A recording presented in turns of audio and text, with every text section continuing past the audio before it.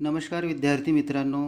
आज आपण आनुवंशिकता आणि उत्क्रांती या प्रकरणातील प्रतिलेखन, भाषांतरण आणि स्थानांतरण या उपघटकाचा अभ्यास करणार आहोत. पण तत्पूर्वी पाठ्यपुस्तकातील पेज क्रमांक 1 वरील सांगा पाहू या उपघटकातील 2 प्रश्न दिले आहेत. तेव्हा या प्रश्नांचा प्रथम आपण विचार करूयात. त्यामध्ये नंबर 1 मध्ये आहे DNA आणि RNAच्या प्रकारांच्या आकृत्या काढा आणि माहिती सांगा. यामध्ये आपणास DNA आणि RNAच्या फक्त आकृत्याच काढून चालणार नाही, तर त्यांची माहितीही जाणून घ्यावी लागेल. तर इयत्ता 9वीच्या पाठ्यपुस्तकातील पेज क्रमांक 181, 182 आणि 183 या पेज क्रमांकावरती DNA आणि RNAची आकृत्या आणि माहिती पण दिलेली आहे. तेव्हा विद्यार्थ्यांनी इयत्ता 9वीच्या पाठ्यपुस्तकातील या घटकाचा अभ्यास सविस्तर करावा. इयत्ता 9वीच्या पाठ्यपुस्तकातील पेज क्रमांक 182वर ही DNAची रचना दर्शवणारी आकृती दिलेली आहे. DNA अर्थात डिऑक्सी रायबोन्यूक्लिक ॲसिड. गुणसूत्रे मुख्यतः DNAची बनलेली असतात आणि इसवी सन 1969मध्ये श्वेत रक्तपेशीचा म्हणजेच पांढऱ्या रक्तपेशीचा अभ्यास करताना स्विस जीवरसायनशास्त्रज्ञ फ्रेडरिक मिशर यांनी DNAचा शोध लावला आणि इसवी सन 1953मध्ये वॅटसन आणि क्रिक यांनी या DNAच्या रेणूची द्विसर्पिल प्रतिकृती तयार केली. ही प्रतिकृती आपण आता या आकृतीतून पाहत आहोत. DNAचा हा जो रेणू आहे, हा रेणू 2 सर्पिल आणि एकमेकांमध्ये गुंतलेल्या समांतर न्यूक्लियोटाईडचा धागा आहे आणि तो धागा 2 सर्पिल आणि एकमेकात गुंतलेल्या 2 न्यूक्लियोटाईड धाग्यांचा बनलेला असतो. या पद्धतीने आपण इथं जर पाहिलं तर हा द्विसर्पिल 2 धागे दिसतात आणि ते एकमेकाला जोडले गेलेले आहेत. या रेणूची रचना द्विसर्पिल असल्यामुळे याला इंग्रजीमध्ये डबल हेलिक्स स्ट्रँड असे म्हणतात आणि यामध्ये जो प्रत्येक न्यूक्लियोटाईड हा बनलेला असतो तो 3 घटकांचा बनलेला असतो. या ठिकाणी हा एक न्यूक्लियोटाईड दर्शवण्यात आलेला आहे जो पंचकार्बनी शर्करा, फॉस्फेट रेणू आणि नायट्रोजनयुक्त पदार्थांनी बनलेला इथं दाखवलेला आहे. यामध्ये नायट्रोजनयुक्त पदार्थ हे 2 प्रकारचे असतात. एक म्हणजे प्युरिन्स आणि दुसरा म्हणजे पिरिमिडिन. प्युरिनमध्ये 2 प्रकार आहेत, ॲडेनिन आणि ग्वानिन. ॲडेनिन हा A या सिम्बॉलनी दाखवला जातो, तर ग्वानिन G या सिम्बॉलनी दाखवला जातो.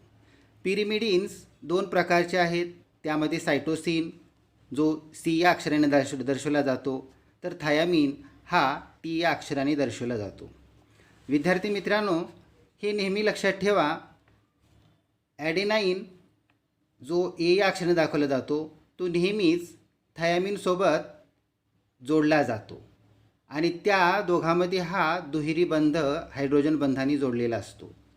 तर ग्वानिन आणि सायटोसिन यांची नेहमी जोडी लागते आणि ती तिहेरी हायड्रोजन बंधाने जोडलेली असते. आता आपण RNA याबद्दल थोडक्यात माहिती घेऊयात. RNA म्हणजे रायबोन्यूक्लिक ॲसिड. RNA हे न्यूक्लियोटाईडने बनलेले एकच धागा असलेले न्यूक्लिक आम्ल आहे. RNAसुद्धा 3 घटकांनी मिळून बनलेला असतो. त्यामध्ये रायबो शर्करा, फॉस्फेट रेणू किंवा त्यालाच आपण फॉस्फरिक आम्लसुद्धा म्हणू शकतो. आणि नंबर 3चा घटक जो आहे तो नत्रयुक्त पदार्थ. यापूर्वीच आपण त्यालाच नायट्रोजनयुक्त पदार्थ किंवा नायट्रोजन बेसेस असेही म्हटलं जातं. आणि या नायट्रोजन बेसेस ज्या पद्धतीने आपण डी एन एमध्ये पाहिले त्याच पद्धतीचे आहेत, पण थोडासा एक बदल आहे. ज्या पद्धतीने आपण डी एन एमध्ये ॲडेनिन ग्वानिन हे प्युरिन्स असे आपण संबोधलेले आहेत, तर या ठिकाणी सायटोसिन आणि युरॅसिल हे पिरिमिडिन्स आहेत. डी एन एमध्ये सायटोसिन आणि थायामिन, युरॅसिलच्या ऐवजी थायामिन होते, परंतु या ठिकाणी आर एन एमध्ये हा एक बदल लक्षात घ्यावा लागेल. थायामिनच्या ऐवजी हा युरॅसिल आहे.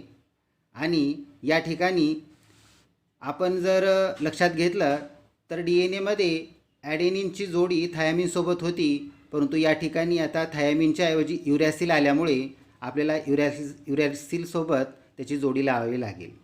आणि आधीच्याच प्रमाणे डी एन एमध्ये ज्या पद्धतीने ग्वानिनची जोडी सायटोसिनसोबत होती त्याच पद्धतीने याही ठिकाणी ग्वानिनची जोडी सायटोसिनसोबत आहे. आणि या आर एन एचे त्यांच्या कार्यप्रणालीनुसार 3 प्रकार आहेत. इयत्ता 9वीच्याच पाठ्यपुस्तकातील पेज क्रमांक 183 वरती या आर एन एच्या 3ही प्रकारांची आकृती आणि त्याचबरोबर माहिती या ठिकाणी सुंदर पद्धतीने दिलेली आहे. हे 3 प्रकार या ठिकाणी दर्शवलेले आहेत. त्यामध्ये प्रथमतः आकृतीमध्ये आपण पाहूयात. या ठिकाणी हा एम आर एन ए दर्शवलेला आहे. हा 2 नंबरचा आर एन ए दर्शवलेला आहे. तर हा 3 नंबरचा जो आहे तो टी आर एन ए आहे. आता यांची माहिती याच पेजवरती या ठिकाणी 9वीच्या पुस्तकामध्ये दिलेली आहे. हा जो आर एन ए आहे त्यालाच रायबोझोमल आर एन ए असेही संबोधलं जातं. रायबोझोम अंगकाचा घटक असलेला आर एन एचा हा रेणू असतो. रायबोझोम प्रथिन संश्लेषणाचे हा आर एन ए कार्य करत असतो. तर दुसरा प्रकार आहे मेसेंजर आर एन ए, ज्यालाच आपण एम आर एन ए असेही म्हणतो. पेशी केंद्रकामध्ये असलेल्या जनुकामधील अर्थात डी एन एच्या साखळीवरील प्रथिनांच्या निर्मितीविषयीचा जो संदेश असतो तो संदेश प्रथिनाची निर्मिती करणाऱ्या रायबोझोम्सपर्यंत नेणारा दूत रेणू म्हणून हा मेसेंजर आर एन ए कार्य करत असतो. तर तिसरा प्रकार जो आहे तो ट्रान्सफर आर एन ए, ज्याला टी आर एन ए असे संबोधले जाते. एम आर एन एवरील संदेशानुसार ॲमिनो आम्लाच्या रेणूंना रायबोझोमपर्यंत आणणारा हा आर एन एचा रेणू असतो, म्हणून त्याला ट्रान्सफर आर एन ए म्हणजेच टी आर एन ए असेही संबोधले जाते. तर मुलांनो, ही झाली डी एन ए आणि आर एन एच्या रेणूंची रचना आणि आर एन एच्या 3 प्रकारांची सविस्तर माहिती. या सांगा पाहू या उपघटकामध्येच अजून एक दुसरा प्रश्न विचारलेला आहे, तो म्हणजे आनुवंशिक विकृती म्हणजे काय हे सांगून काही आनुवंशिक विकृतीचे नावे सांगा. तर विद्यार्थ्यांनो, आनुवंशिक विकृती म्हणजे काय, तर त्याचे उत्तर आहे ज्या विकृती गुणसूत्रातील अपसामान्यतेमुळे किंवा जनुकातील उत्परिवर्तनामुळे निर्माण होतात त्यांना आनुवंशिक विकृती असे म्हणतात. आणि या विकृती पुढील 3 कारणांनी निर्माण होऊ शकतात. त्यातलं पहिलं कारण आहे गुणसूत्राच्या संख्येमध्ये बदल. हे बदल म्हणजेच गुणसूत्राच्या संख्येमध्ये आधिक्य किंवा कमतरता असणे. तर दुसरं कारण आहे गुणसूत्रांच्या एखाद्या भागाचा लोप होणे. तिसरं कारण आहे गुणसूत्रांचे स्थानांतरण. चौथं कारण आहे अचानक उत्परिवर्तन होणे. आणि 5वं कारण आहे एकापेक्षा जास्त जनुकात बदल. आता आपण या आनुवंशिक विकृतीच्या काही उदाहरणांची या ठिकाणी आपण माहिती घेऊयात, ज्याबद्दल आपण इयत्ता 9वीच्या अभ्यासक्रमामध्ये या सर्वच्या सर्व आनुवंशिक विकृती कोणकोणत्या आहेत आणि त्याची सविस्तर आपण माहिती घेतलेलीच आहे. उदाहरणादाखल आपण जर पाहिलं तर गुणसूत्रांच्या संख्येमध्ये बदल होऊन तयार झालेल्या विकृती, त्यामध्ये down syndrome, Turner syndrome, Klinefelter syndrome हे येतात. यांची माहिती आणि याच्या आकृती आणि त्यांची जी लक्षणं असतात त्याबद्दल सविस्तर इयत्ता 9वीच्या पाठ्यपुस्तकामध्ये दिलेली आहे, तर विद्यार्थ्यांनी तेही पाहून घ्यावे.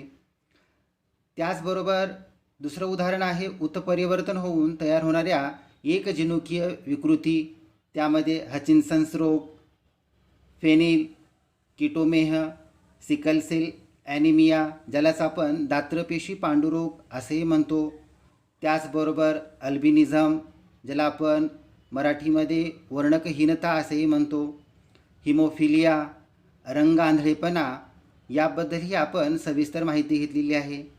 तिसरं उदाहरण आहे आनुवंशिक विकृतीचे, म्हणजे एकाच वेळी एकापेक्षा जास्त जनुकामध्ये बदल घडून आल्यामुळे झालेली विकृती, त्यामध्ये दुभंगलेले ओठ, दुभंगलेली टाळू, जठरांचे संकोचन, पाठीच्या कण्यातील दोष, मधुमेह, रक्तदाब, हृदयविकार, दमा, अस्थिस्थूलता या बहुघटकीय विकृती आहेत.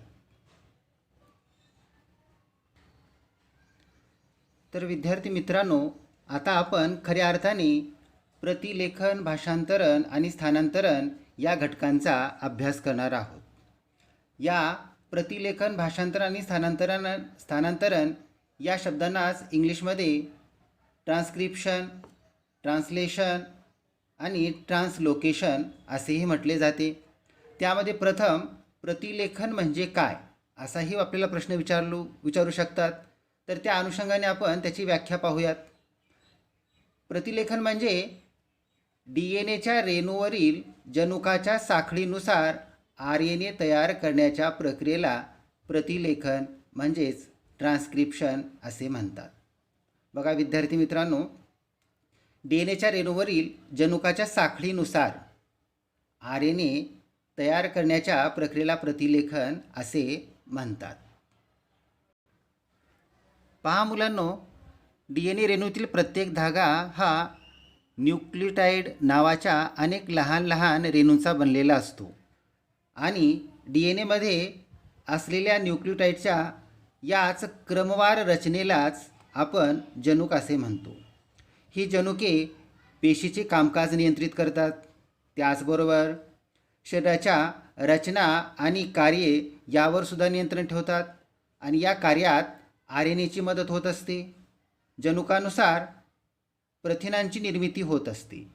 योग्य वेळेला प्रथिनांची वेळोवेळी निर्मिती करण्यासाठी जनुकात तशा प्रकारची माहिती साठवलेली असते, म्हणजे संकेत साठवलेले असतात आणि ही प्रथिन निर्मिती शरीराकरिता फार आवश्यक असते आणि या प्रथिन निर्मितीच्या सहाय्यानेच संपूर्ण पेशीचे आणि त्याचबरोबर शरीराच्या रचनेचे आणि कार्याचे नियंत्रण केले जाते. या प्रथिनांच्या निर्मिती प्रक्रियेला सेंट्रल डॉग्मा असे संबोधले जाते. आता सेंट्रल डॉग्मा म्हणजे काय असं जर विचारले तर त्याची आपल्याला अशा पद्धतीने संकल्पना मांडता येईल की DNAमुळे RNAच्या माध्यमातून प्रथिनांची निर्मिती होणे. बघा अजून पुन्हा एकदा बघा, DNAमुळे RNAच्या माध्यमातून प्रथिने निर्मिती होणे या संकल्पनेलाच सेंट्रल डॉग्मा असे म्हणतात. या ठिकाणी छान व्याख्या पण दिलेली आहे, ती आपण आपल्या नोंदवहीमध्ये नोंदवून घ्या आणि त्याचा अभ्यास करा. आता या प्रथिनांच्या निर्मितीसाठी जी माहिती वापरली जाते ती माहिती म्हणजे जनुकीय माहिती DNAकडून RNAकडे आणि RNAकडून ती माहिती प्रथिन संश्लेषणासाठी वापरली जाते.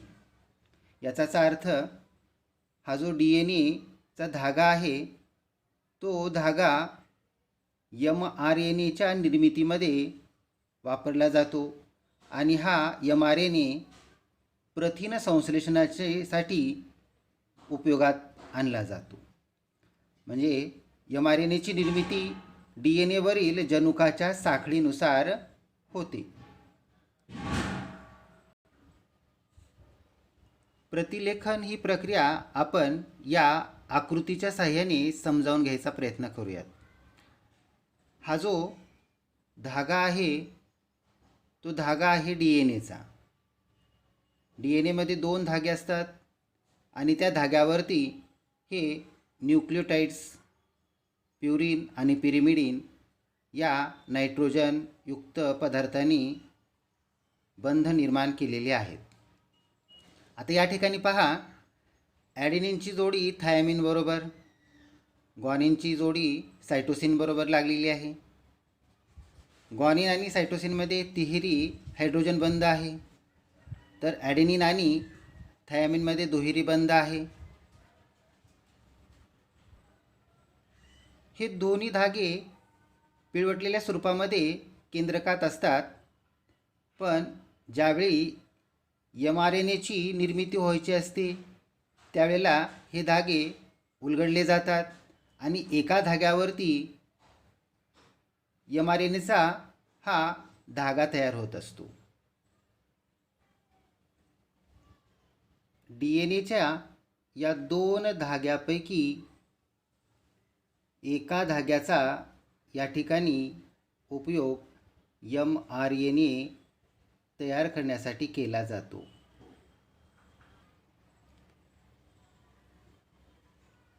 DNAच्या धाग्यावरील न्यूक्लियोटाइडच्या क्रमानुसार पूरक क्रम असलेला mRNA रेणू या ठिकाणी तयार होताना दाखवलेला आहे. या ठिकाणी पहा, हा जो DNAचा धागा आहे, या धाग्यापासून या ठिकाणी mRNAची निर्मिती होत आहे. ती होत असताना DNAवरील जे न्यूक्लियोटाइड्स आहे त्या क्रमानुसार पूरक क्रम या mRNAवरती तयार होत आहे. या ठिकाणी पहा, DNA धाग्यावरती या ठिकाणी T म्हणजे थायमिन आहे, तर त्या ठिकाणी mRNA धाग्यावरती टीची जोडी ए सोबत लागते म्हणजे ॲडेनिन सोबत लागते, तर थायमिनला पूरक ॲडेनिन दाखवलेला आहे. तर ॲडेनिनला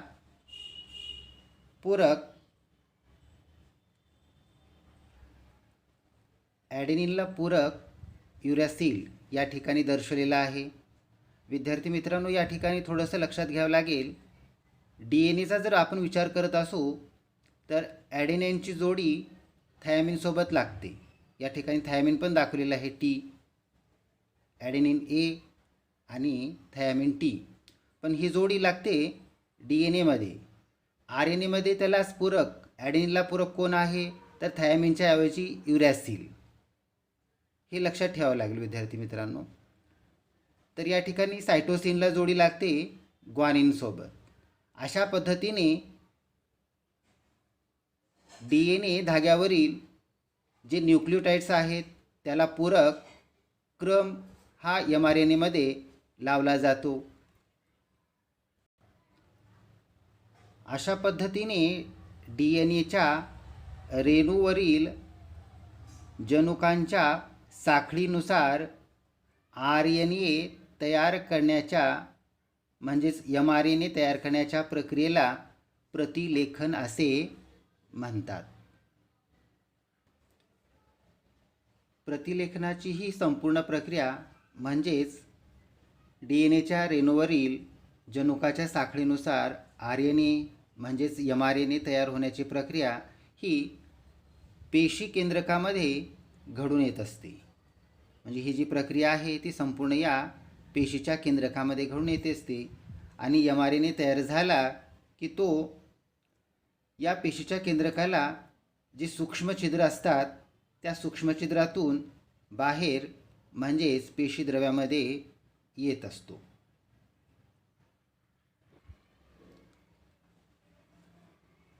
पेशी केंद्रकात तयार झालेला हा mRNA जो आहे तो पेशीद्रव्यात येत असतो आणि तो पेशीद्रव्यात येताना DNAवरील सांकेतिक संदेश तो सोबत घेऊन येत असतो. या संदेशामध्ये ॲमिनो आम्लाकरिता संकेत असतात. प्रत्येक ॲमिनो आम्लाकरिता असलेला संकेत जो 3 न्यूक्लियोटाईडच्या संचाच्या स्वरूपात असतो त्यालाच ट्रिप्लेट कोडॉन असे म्हणतात.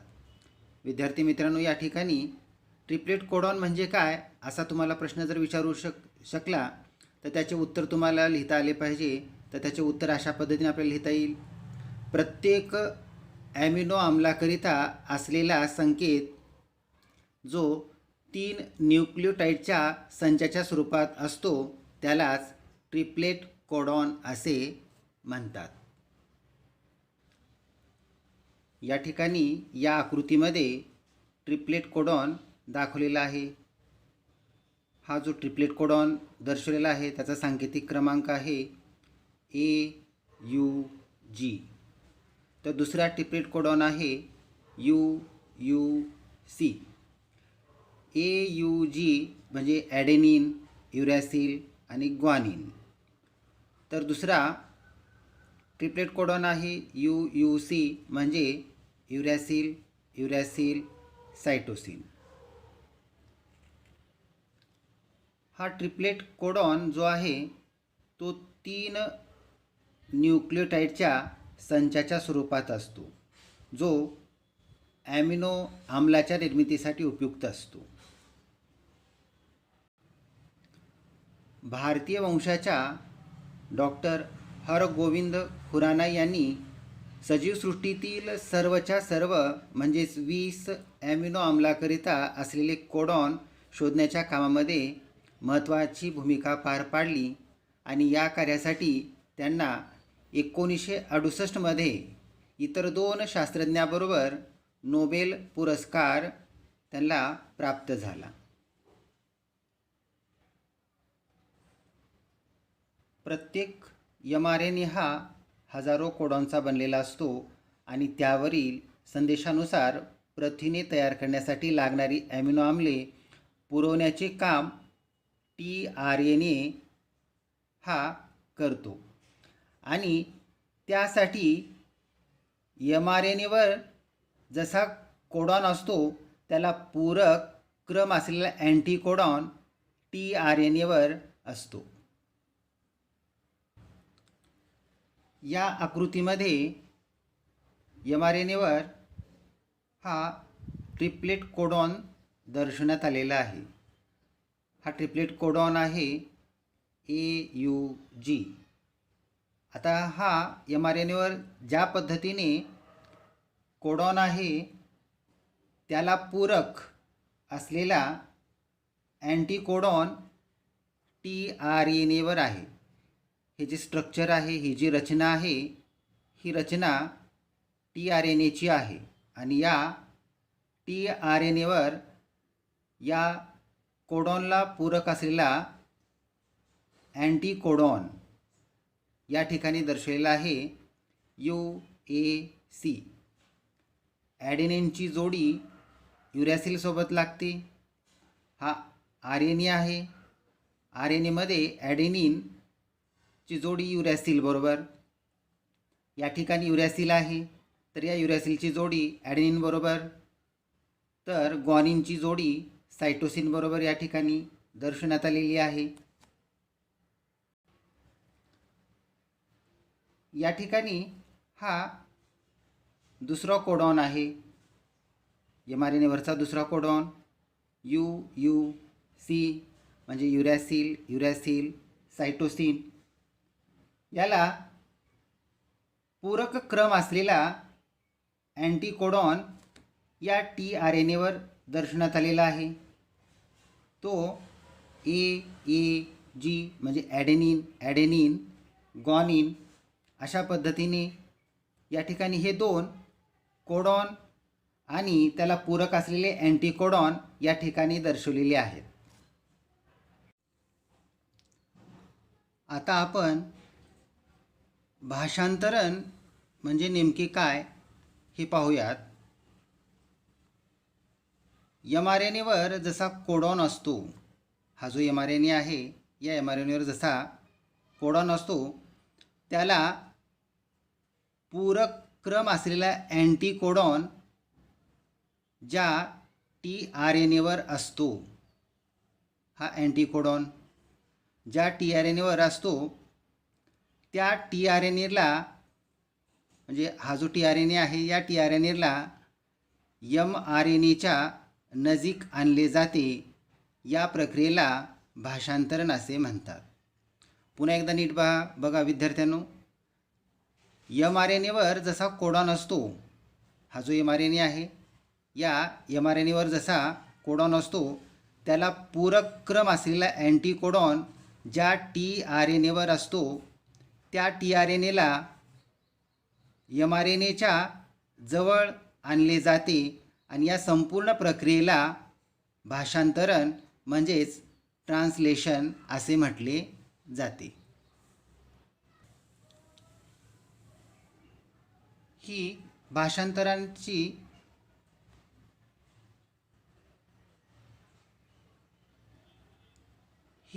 भाषांतरणाची प्रक्रिया पार पडत असताना tRNA याने आणलेल्या ॲमिनो आम्लाची पेप्टाइड बंधाने शृंखला तयार करायचे काम rRNA करत असतो. या ठिकाणी दर्शवलेले आहे पहा, tRNAने आणलेल्या ॲमिनो आम्लाची पेप्टाइड बंधाने, या ठिकाणी पेप्टाइड बंधाने शृंखला तयार करायचे काम हा जो rRNA आहे म्हणजेच रायबोझोमल RNA जो आहे तो हे पेप्टाइड बंध तयार करून ॲमिनो आम्लाची रूपांतरण प्रथिनामध्ये करायचे कार्य करत असतो. ज्यावेळी रायबोझोम mRNAच्या एका टोकापासून दुसऱ्या टोकाकडे एक ट्रिप्लेट कोडॉनच्या अंतराने सरकत जातो त्यावेळी होणाऱ्या क्रियेला स्थानांतरण म्हणजेच ट्रान्सलोकेशन असे म्हणतात. पुन्हा एकदा बघा, ज्यावेळी हा जो रायबोझोम आहे तो mRNAच्या एका टोकापासून दुसऱ्या टोकाकडे एक ट्रिप्लेट कोडॉनच्या अंतराने सरकत जातो त्यावेळी जी प्रक्रिया घडून येते त्या प्रक्रियेला एकंदरीत स्थानांतरण असे म्हणतात.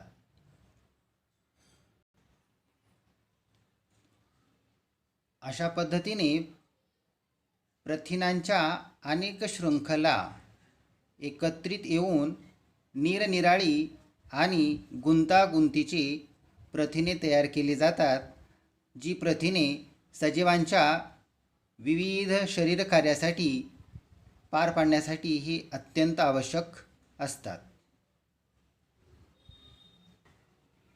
तर विद्यार्थी मित्रांनो, ही झाली प्रतिलेखन, भाषांतरण आणि स्थानांतरण ही संपूर्ण प्रक्रिया. विद्यार्थ्यांनो, यातलाच अजून एक भाग आहे उत्परिवर्तन, ज्याला आपण इंग्रजीमध्ये म्युटेशन असे म्हणतो. आता म्युटेशन म्हणजे नेमकं काय, तर जनुकातील एखाद्या न्यूक्लियोटाइडने अचानक आपली जागा बदलल्यामुळे जो लहानसा बदल घडून येतो त्या बदलाला उत्परिवर्तन असे म्हणतात. या ठिकाणी हा मूळ क्रम या जनुकामध्ये दाखवलेला आहे. या ठिकाणी हे जे कोडॉन दिलेले आहेत त्या कोडॉननुसार यांना नावे पण दिलेली आहेत. या ठिकाणी हा एक कोडॉन आहे ACG. तो आपली मूळची जो जागा आहे तो अचानकपणे सोडतोय आणि त्या ठिकाणी दुसरा एक वेगळाच न्यूक्लियोटाइड या ठिकाणी येतोय.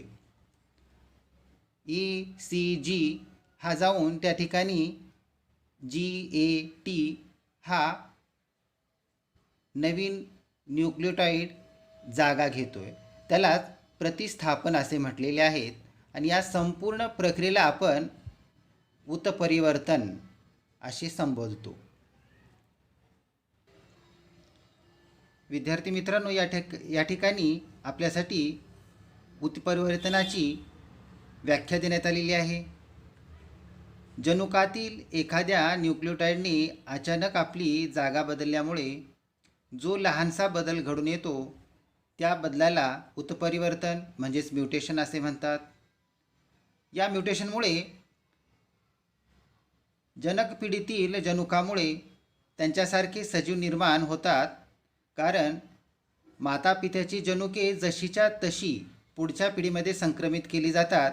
मात्र उत्परिवर्तन झाल्यामुळे पुढच्या पिढीचे गुणधर्म थोडेफार बदललेले असतात. म्हणजे एकाच माता पित्याचे जे अपत्य असतात ते आईवडिलासारखे दिसतात, परंतु जशाला तसे शारीरिक आणि मानसिक दृष्टीने 100% पूर्णपणे जसेच्या तसे ते दिसत नाहीत. उत्परिवर्तन 2 प्रकारचे असते, ते म्हणजे किरकोळ आणि लक्षणीय. उदाहरणादाखल पाहायचे झाले तर सिकल सेल ॲनिमियाची जनुकीय विकृती ही उत्परिवर्तनामुळेच निर्माण झालेली असते. किरकोळ उत्परिवर्तन सातत्याने घडून येणारी प्रक्रिया आहे आणि या अखंड प्रक्रियेमुळे उत्क्रांती होत असते. ती डार्विनच्या नैसर्गिक निवडीच्या सिद्धांताचे समर्थन करते. तर ही होती संपूर्ण प्रतिलेखन, भाषांतरण आणि स्थानांतरण, त्याचबरोबर उत्परिवर्तनाची प्रक्रिया. तेव्हा विद्यार्थी मित्रांनो, या संपूर्ण प्रक्रियेचा नीट पद्धतीने अभ्यास करा आणि हा जो दिलेला स्वाध्याय आहे हा स्वाध्याय आपल्या वर्गपाठाच्या नोंदवहीमध्ये हा सोडवून काढा आणि काही अडचण असेल तर आपल्या व्हॉट्सअप ग्रुपवरती त्याबद्दलच्या शंका तुम्ही विचारू शकता किंवा फोन कॉलद्वारेही तुम्ही याबद्दलच्या शंका विचारू शकता. तेव्हा याचा अभ्यास करा आणि पुढचा जो टॉपिक आहे उत्क्रांती तो आपण पुढच्या लेक्चरमध्ये अभ्यासूयात. तेव्हा विद्यार्थ्यांनो, काळजी घ्या. धन्यवाद.